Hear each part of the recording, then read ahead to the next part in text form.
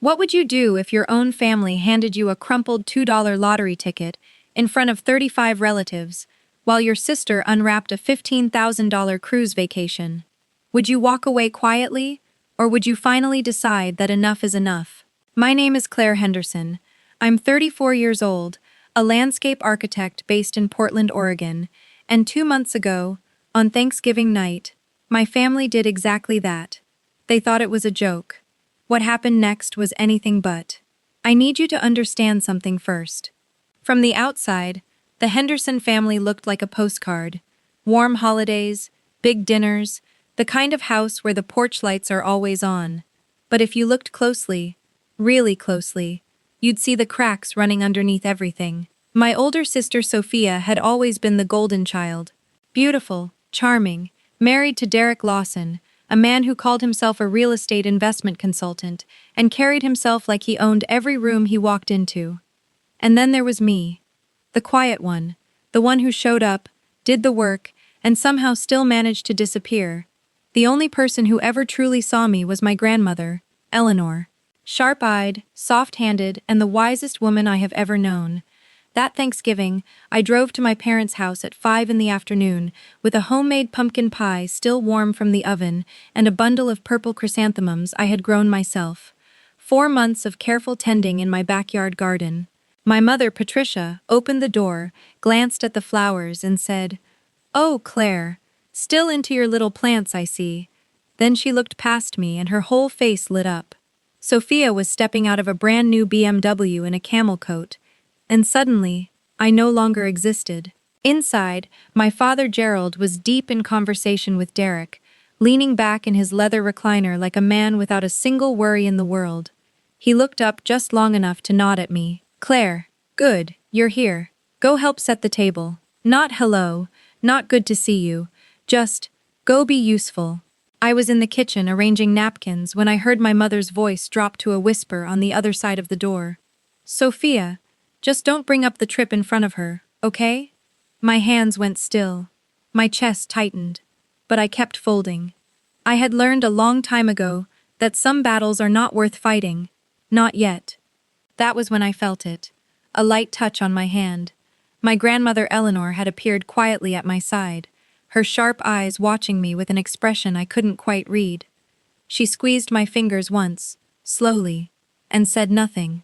But in that silence, I felt something pass between us. Like a warning, or a promise. Dinner started. My father stood, tapped his glass, and smiled the way men smile when they want applause. He called Sophia forward first, handed her a thick envelope, and announced a 14-day Caribbean cruise. First class, $15,000, for Sophia and Derek and the kids. The room erupted. Sophia pressed her hands to her face and cried the kind of tears that photograph beautifully. Then my father turned to me. The applause faded.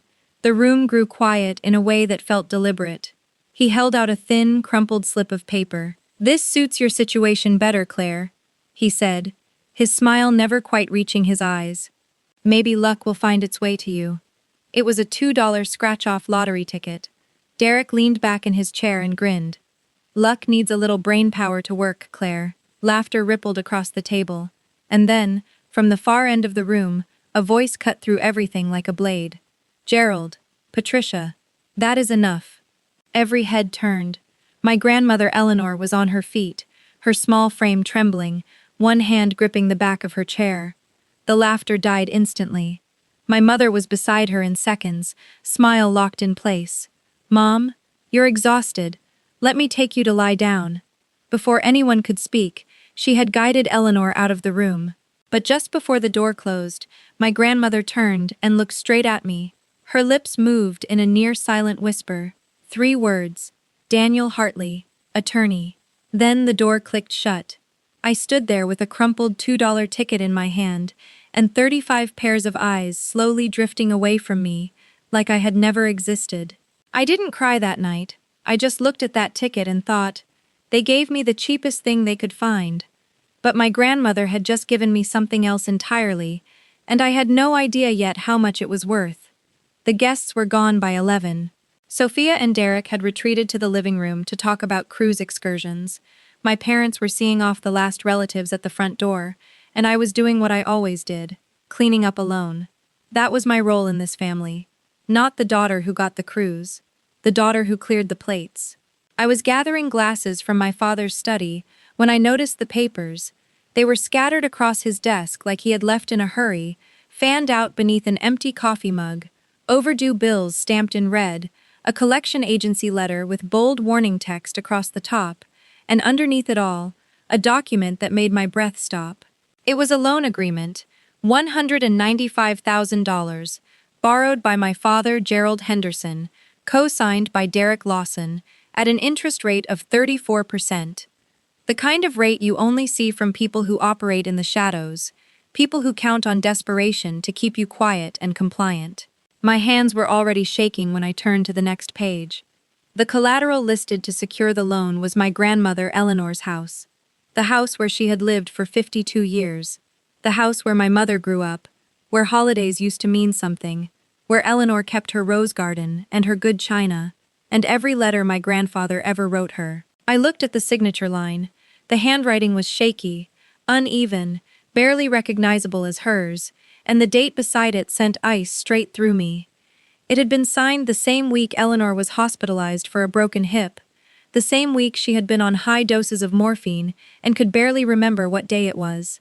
She had not known what she was signing. I was certain of it.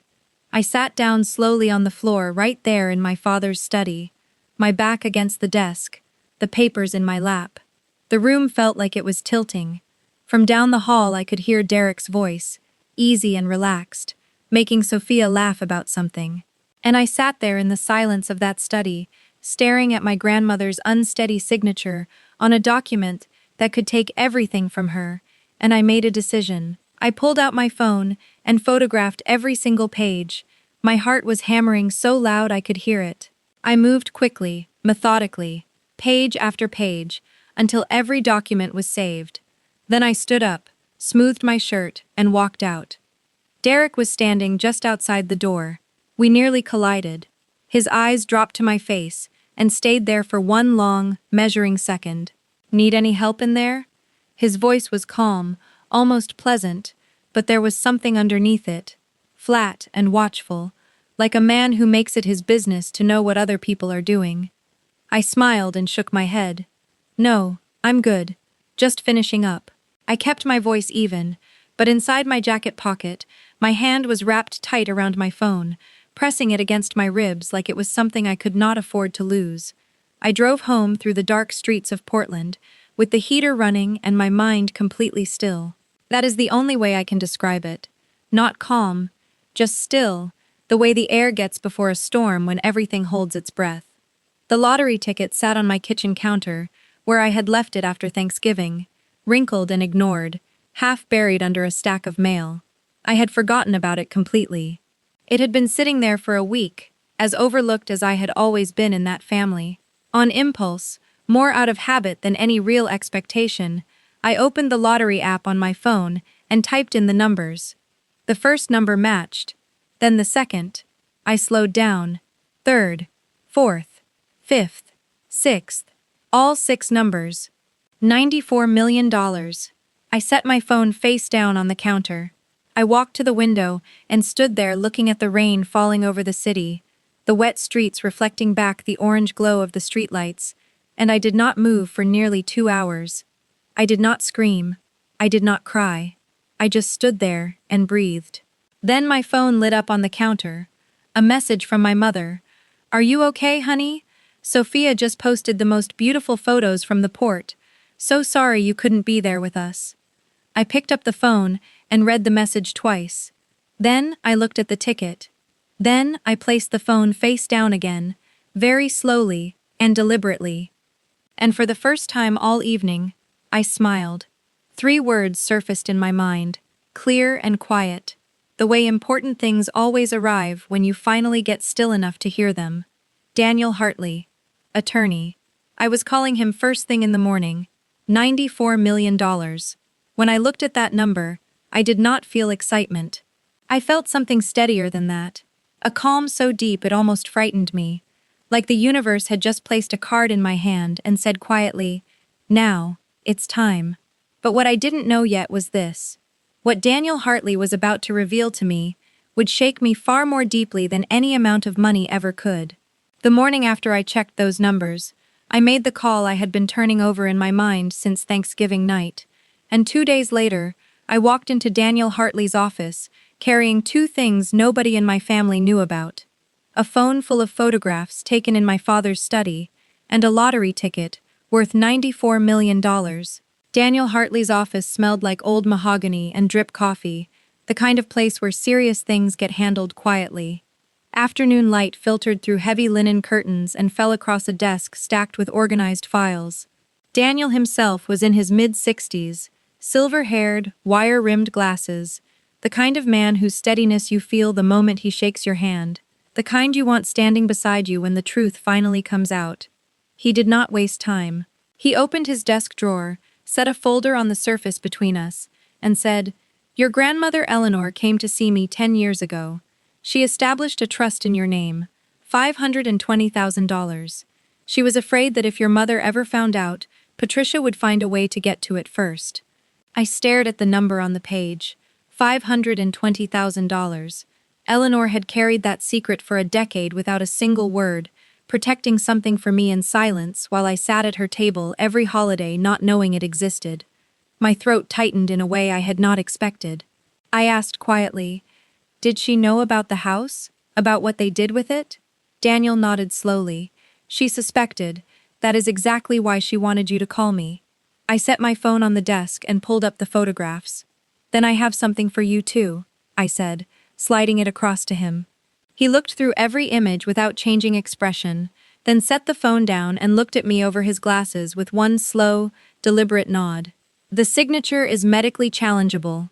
The timing alone, signed the week she was on high-dose morphine following her hip surgery, gives us strong grounds.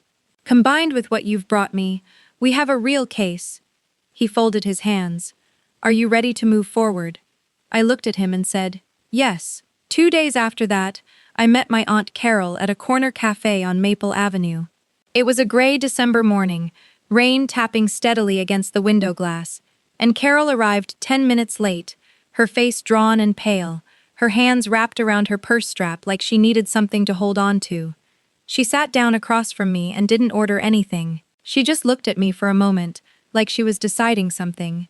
Then she said, "Derek is not a real estate consultant."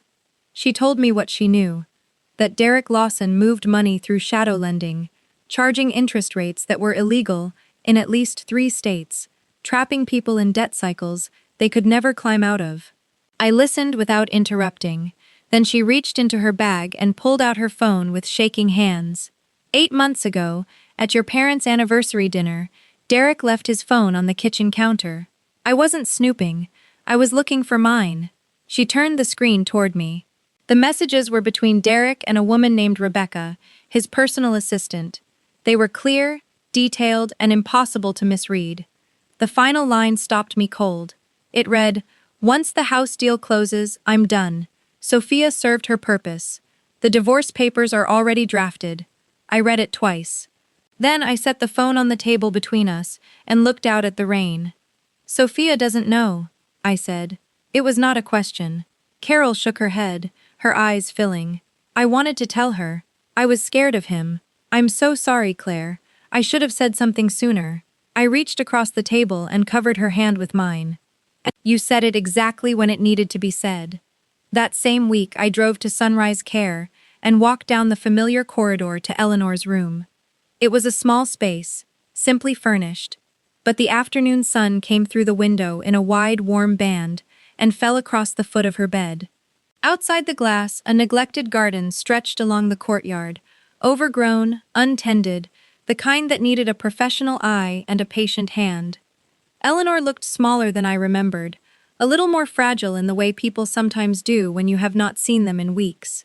But her eyes were exactly the same, clear and sharp, and fully present, watching me cross the room with an expression that told me she already knew something had shifted. I sat beside her and told her everything: the trust fund, the attorney, the photographs, and then I told her about the ticket.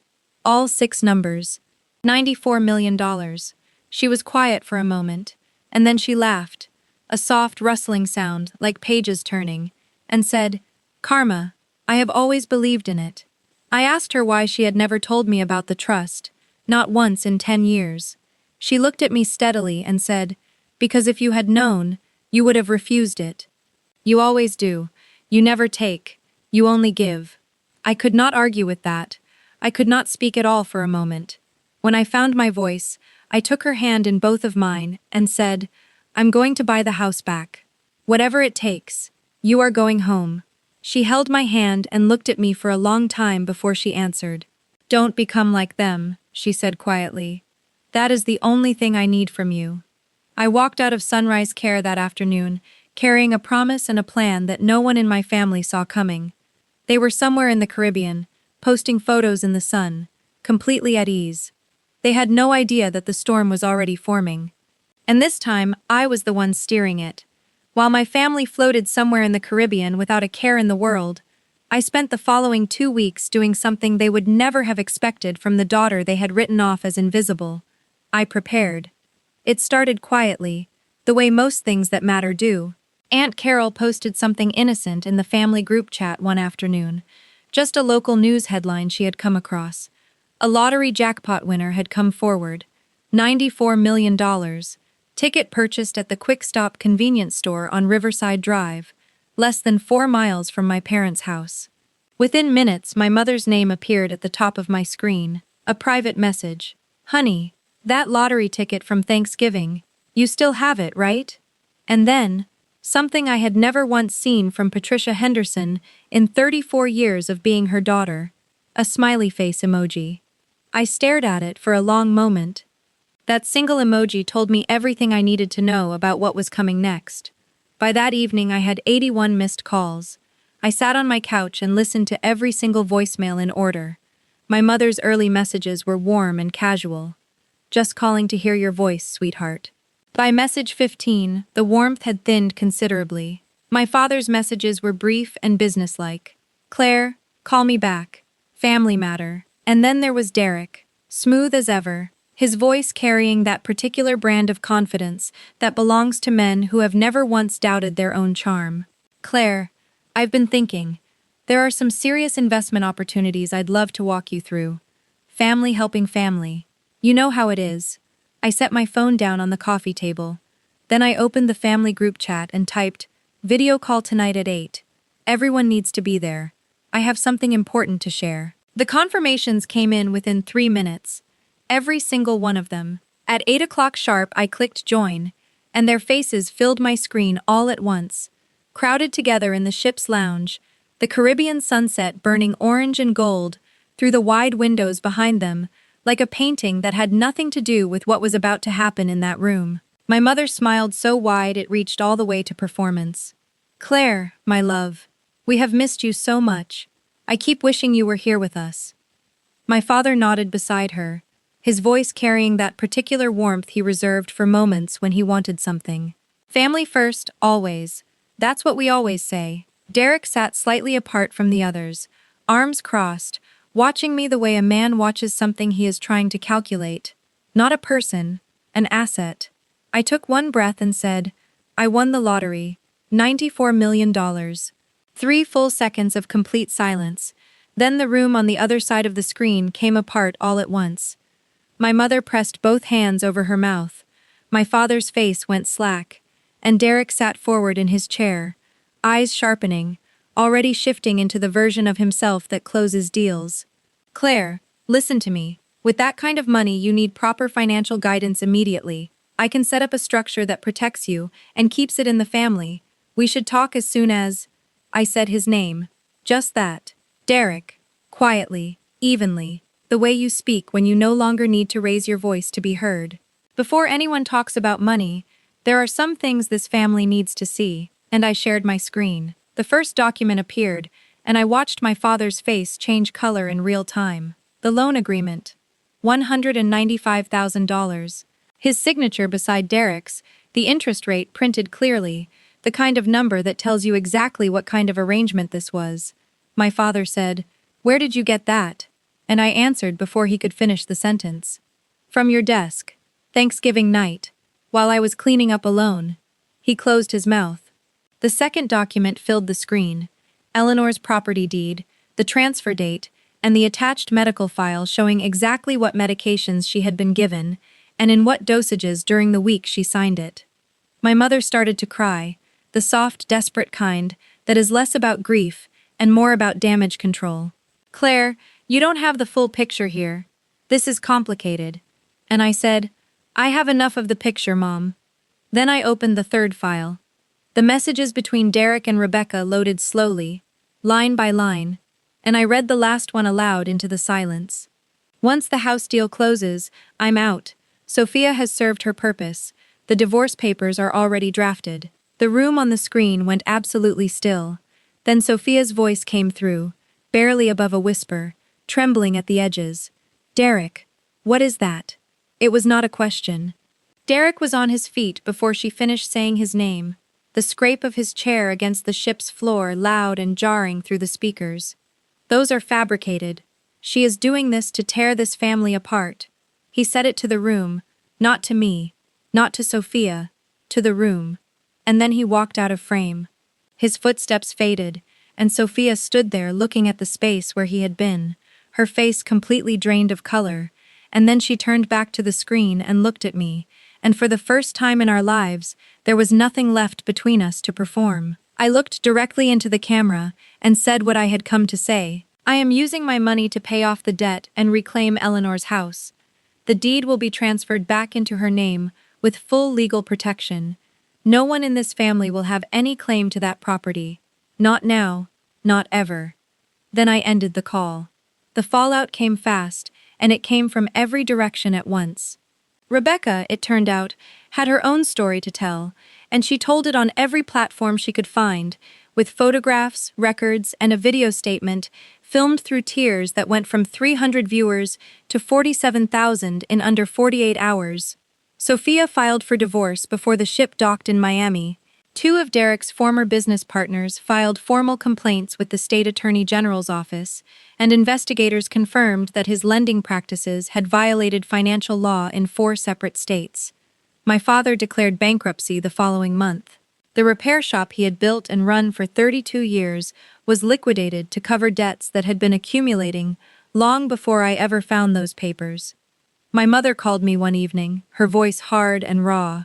"You destroyed this family, Claire." I said, "I told the truth, Mom. This family did the rest itself." She hung up. 3 days after that, an envelope arrived at my new address with no return name on it. Inside was a photograph, Eleanor and me, sitting together in her garden, the summer I was 8 years old. Both of us looking at something just outside the frame, like whatever it was, made us completely happy. On the back, in my grandmother's careful handwriting, were 6 words. "I always knew you would be okay." I held that photograph for a long time. I still do not know exactly when she sent it, but I understood it completely.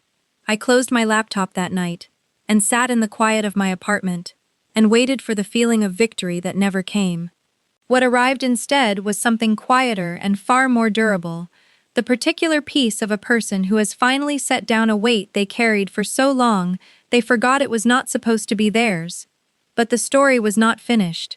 The hardest part was still ahead of me, not the confrontations, not the fallout. The hardest part was deciding, in the silence after everything collapsed, exactly who I intended to become. The storm had passed. What came after was not silence exactly. It was something closer to clarity, the kind that only arrives once you stop bracing for the next blow. Daniel Hartley called me on a Tuesday morning, his voice carrying the measured warmth of a man who had just finished something he believed in. "It's done," he said. The bank accepted the challenge. With Eleanor's medical records and Carol's testimony, they had no defensible ground to stand on. I paid $228,000 to clear every cent of the debt, principal, interest, legal fees, and transfer the deed back into Eleanor's name, clean and protected. A separate legal clause ensured that no member of the Henderson family held any claim to that property, not during Eleanor's lifetime, and not after. Whatever came next, she would not lose her home again. I was standing in Eleanor's front yard on a pale April afternoon when the transport van pulled in. The garden was overgrown, months of neglect showing in every corner, but the rose bush she had planted 30 years ago was still alive, scraggly and stubborn, holding on. The van doors opened, and an attendant wheeled Eleanor down the ramp.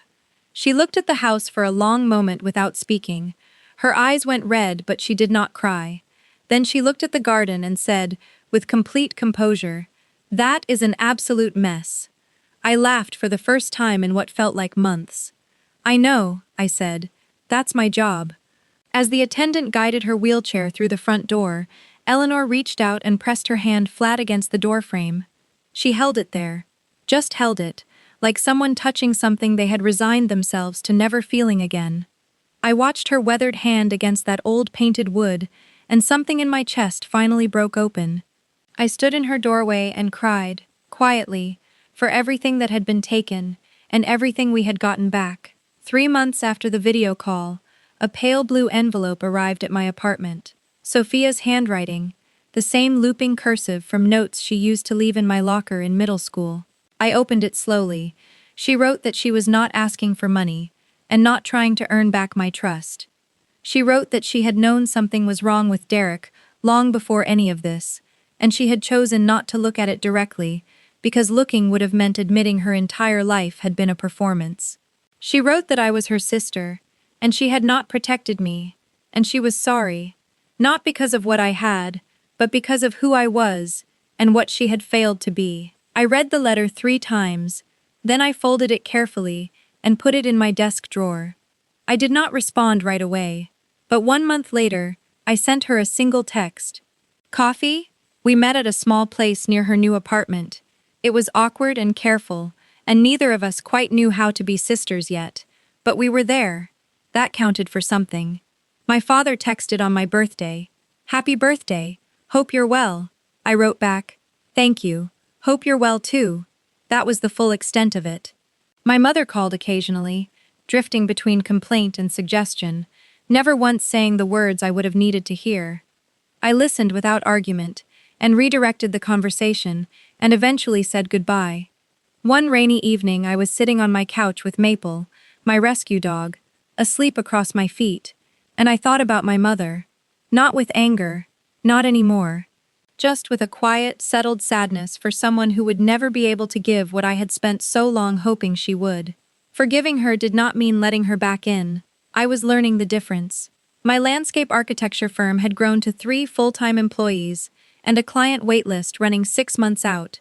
I had just completed the design for a community garden in Northeast Portland, the largest public project of my career. I lived in a small house 10 minutes from Eleanor's. Nothing extravagant, just mine. Maple dug holes in my test garden beds, and I let him, because some things are worth the mess. I established Eleanor's Light Foundation to fund scholarships for young women pursuing careers in art, design, and creative fields. Women from families who told them their dreams were impractical, their talents weren't serious, their voices didn't count. Every acceptance letter I signed felt like a quiet act of defiance against everyone who had ever said otherwise. I visited Eleanor every day. Some days we talked for hours. Other days we just sat together in her garden while the roses slowly came back and the birds returned to the feeder I had installed by her window. People ask me whether $94 million changed my life. The honest answer surprises them, not in the way you'd think. What changed my life was a single moment of recognition. The moment I understood that I had spent 34 years waiting for people to see my value, and they never would, not because I lacked it, but because they were never truly looking. The $2 ticket did not give me happiness. It gave me options. It gave me room. Happiness came from the dirt under my fingernails, and the garden coming back to life, and the feeling of Eleanor's hand resting in mine on a quiet afternoon, with nowhere else to be. It came from the decision, late maybe, but never too late, to finally choose myself. They gave me the cheapest thing they could find, and without meaning to, they gave me everything.